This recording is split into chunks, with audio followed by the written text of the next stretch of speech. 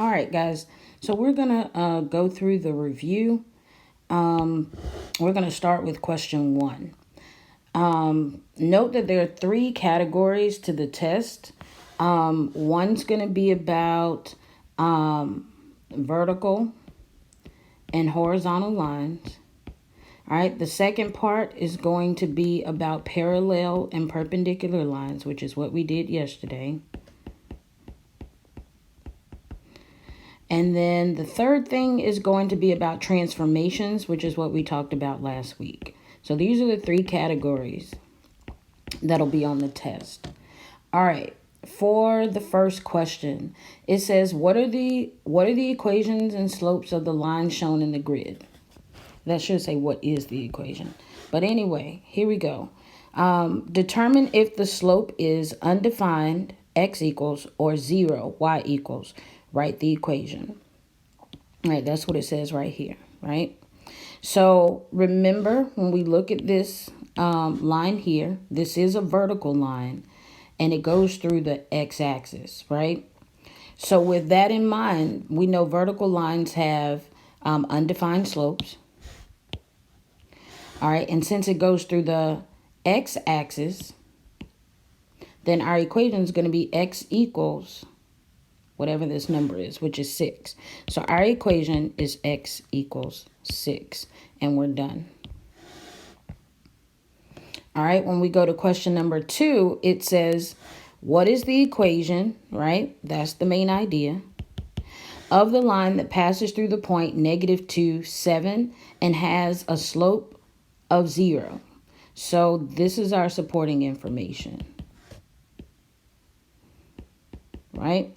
So with that in mind, since we have a point and a slope, all right, we're going to use the point slope form, which you'll be given on your test, and it'll be up on the board.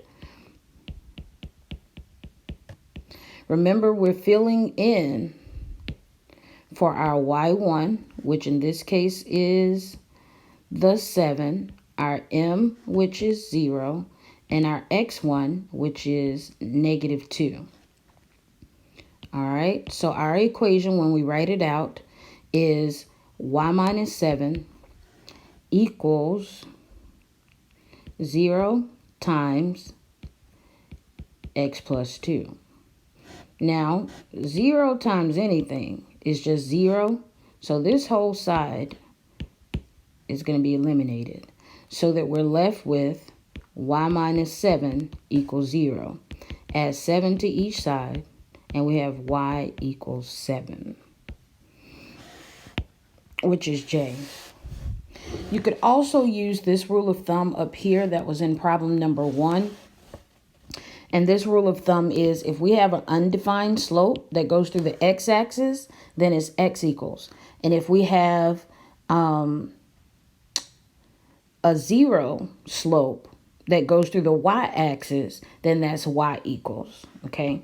So that's kind of the rule of thumb. If it goes through the y-axis, 0 slope, y equals. If it goes through the x-axis, undefined slope, then it's x equals, right? So then what you would do for this problem, another way of doing it, and I'll do it in a different color, is when you read that this says that the slope is 0, we know that has to go through the y-axis, right? 0 slope goes through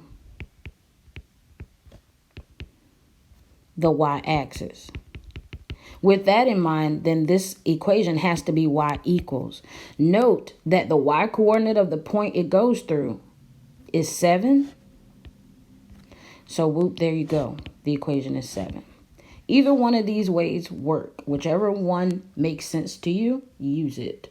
But I just went through 2 ways. So if you got to rewind the video, play it again to make sure you got it, do that. All right, we're on to number 3. It says, determine if the slope is undefined, which is x equals, or 0, y equals. Write the equation. Well, if we look here, this is a horizontal line where the slope is 0. It also goes through the y-axis. So that means the equation has to be y equals, right? So our equation here would be y equals whatever this number is, which is in between 2 and 3. So it's about 2.5. All right. So that would be that. If you write it as a fraction, it's 5/2, right? Okay, very good. For number 4, says which equation best represents the line shown on the grid? Notice how this equation, look, it's a horizontal line, right? Where the slope is 0 and 0 slope is y equals. Goes through 6, so this is y equals 6. All right. Y equals 6. Number 5 we did in class yesterday. The key thing is when it says write an equation that is parallel, that means same slope, which means this portion has to be the same in the answer. So the only ones that have 8x plus 3y is A and C, so we can eliminate B and D. Now to figure out which one goes through the point, 6, -1, we just plug it into our 8x plus 3y. So this becomes, right, we just write this portion, leave out the x and y because we're going to input the 6 here for x and the -1 here in for y. So this becomes 6, -1. 8 times 6 is 48. And then plus our 3 times -1. So that'll be 48 minus 3, which is 45. So our answer is C. All right. Our answer is C. Okay. For number 6, it says, what is the equation in slope-intercept form of the line that passes through the point 5, 0 parallel to y equals 1.2x plus 3.8. Parallel means same slope. Note that the slope here is 1.2. And so we have to eliminate B and D because that's -1.2 and we want the same slope.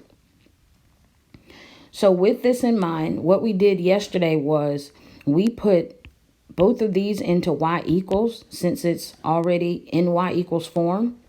And once we put it into y equals, we press second graph to see which one had the point 5, 0.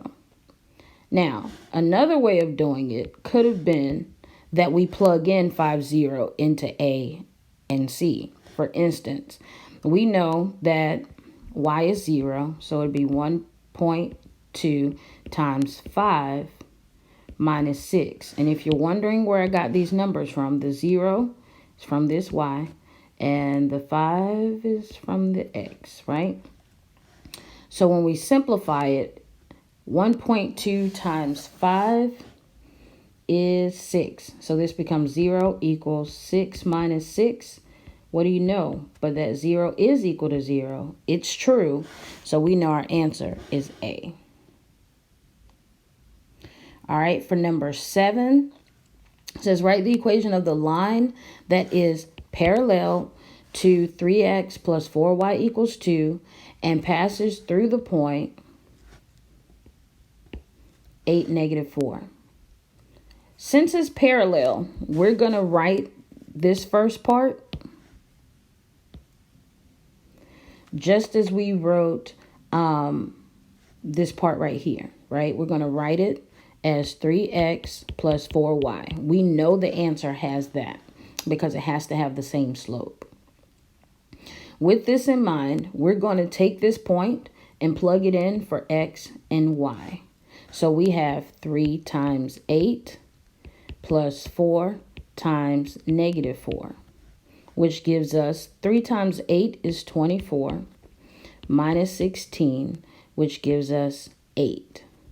Since our result is 8, then when we write our equation right here, we're going to say equals 8. And we're done. We're done. And you're going to do the same thing for part B here. Just as we did in A, you need to do in 7b. All right, I'm going to give you a chance to pause the video and work this out, okay? Let's go on to number 8. All right, let's go on to number 8. Number 8 says, what is the equation in slope-intercept form of the line that passes through the x-axis at 36? That's pretty important. And it says it's perpendicular. We know perpendicular means that the slope is opposite, meaning change the sign, reciprocal, meaning we flip the fraction. So it's perpendicular to this equation. Note that the slope here is -4/9. So the perpendicular line would have a slope of the opposite sign, so it'll be positive. And then we flip the fraction, so it's 9/4. And the only answer choices with 9/4 as the slope is H and J, which is why I just eliminated F and G. Now we need to take care of this little part that says it crosses the x-axis at 36. Here's my y-axis, here's my x-axis. If I draw a line and I say, hey, it just crossed right here at 36. That means this point is 36, 0, which is the x-intercept. So now we have the point that it goes through. And since we know the point that it goes through, 36, 0, we can put this into y equals. And we're looking for where, which of these has the point 36, 0. So press second graph. Once you put each one of these into your y equals and see if you find the point 36, 0. Another way of doing it is to actually plug in the point into the equation. So for instance, 0 equals 9/4 times 36 plus 81. And I just got this from the x and this from the y. 9/4 times 36, let's see, that would be 9 times 9, which is 81. So that's 81 plus 81. That's not going to give us 0. So H can't be it.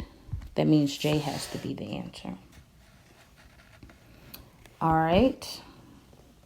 Number 9 says, what is the equation in slope-intercept form of the line that passes through the point 2, -2 and is perpendicular, meaning the slope is opposite, reciprocal, right, of this right here. So that means that the line that's perpendicular to this right here would have to be opposite sign, so negative, and flip the fraction, so 5/2. The only answer choices with -5/2 is C and D, so we can cancel out A and B. And then we have to check the point 2, -2. We can plug it into our y equals, right? And then press second graph to see which of these two equations has the point 2, -2, right? Or we could plug it into the equation, right? So this is -2 equals -5/2 times 2 minus 3. So what does this become? -2 equals -5 minus 3. All this you can plug in the calculator. This isn't equal, so it's not C, it has to be D. Now when you go to, it says write the equation in slope-intercept form for the line that passes through the given point and is parallel to the given line. Well, if we look here, if it has to be parallel, then that means the slope has to be 6 here.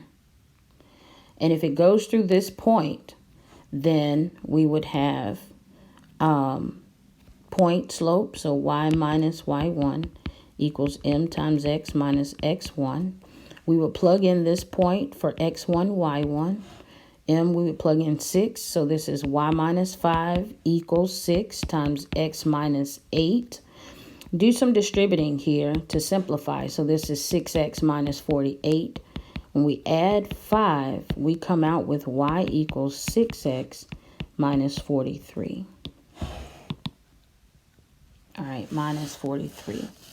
So there you go, right?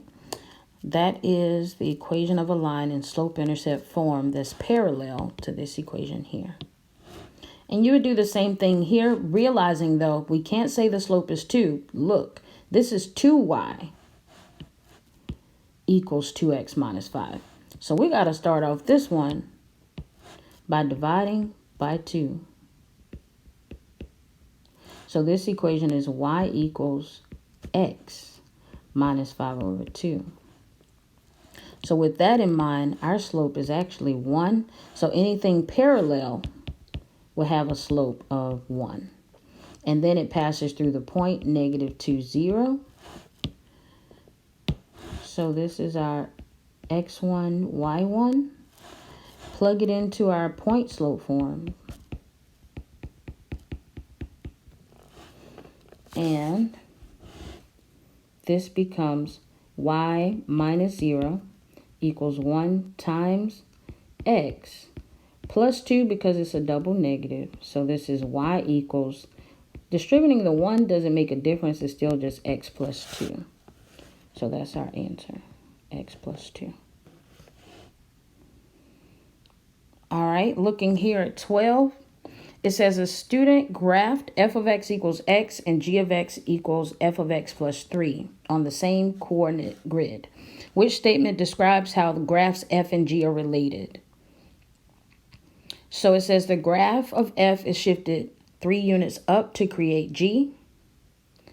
The graph of f is steeper than the graph of g. The graph of f is shifted down to create the graph of g, and then the graph of f is less steep than the graph of g. So we got to do some recall here. Note here that the plus 3 is outside of f of x. So that means this is a vertical shift. All right, whether it's a vertical stretch, compression, whatever, that's up to us. But since it's plus 3, we should know this is a vertical shift up, giving us an answer of A. 13, this one, it says the new line is y equals 2 over 3x plus 4. And we know that because it says the slope is 2/3, y-intercept is 4, and we have to describe what's happening. All of this is vertical, nothing's inside parentheses, so know that. So the 2/3 part, we should be thinking, look in your notes, even pause the video if you need to. But this means less steep, right? And this right here means we're going up 4. So when it says the graph of the new line is steeper than the original graph, so we're comparing the parent function, this to the parent function. So it says the graph of the new line is steeper than the graph of the original line, and the y-intercept is translated down. No. The graph of the new line is less steep than the graph of the original, and the y-intercept have shifted up. Well, yeah, that's just what we described. So it's B. 14. Which graph best represents h of x equals negative f of x plus 3? The plus 3 is outside parentheses, so this is up. And that negative represents reflection. So instead of increasing, it should be decreasing. And which one is decreasing? Not F and not J. And look how the y-intercept here is -3 and the y-intercept here is +3. This represents a shift up and it's going down. So this is G. This is G. Very good, guys. And we're done.